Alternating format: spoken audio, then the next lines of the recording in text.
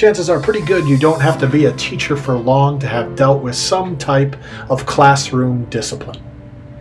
It's something that happens, but oftentimes we don't talk about it, or it's not analyzed at any staff meetings or any professional development. And it's challenging because for many of us, we're never actually taught how to think about it when it happens. Many times we're stuck thinking about it long after it took place, maybe on a drive home or on a morning commute. We know all too well, some of us, that pit in our stomach before the start of yet another class.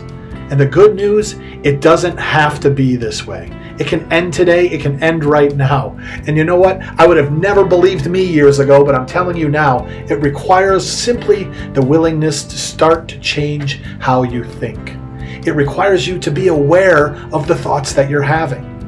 To overcome the challenges of classroom discipline, you need to understand the difference basically between two different ideas.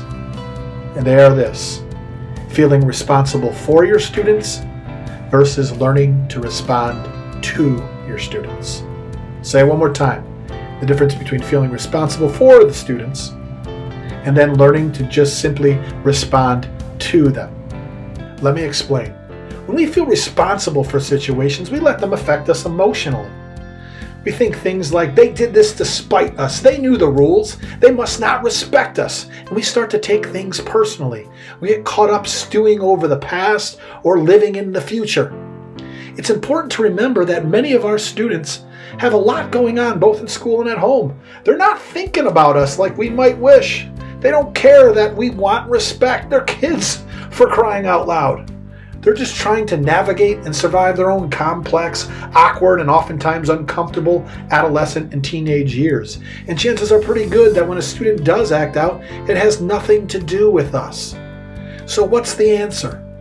Well, when we learn to respond to a situation, everything changes. We become a mediator. We're the outside level head that is merely acting as an automatic to what just took place. A kid does X, we do Y. It's automatic.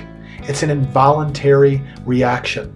It's already pre-programmed based on our set of classroom rules and school policy. They did this, we follow the plan. They give us no choice but to respond with that. And that's all we do. We respond to it, and we go about our day. And we have confidence that when another situation arises, we can respond in a fair and concise manner as well. We don't feel responsible for it. We don't dwell on it. We handle it with confidence and move on. It's a huge difference.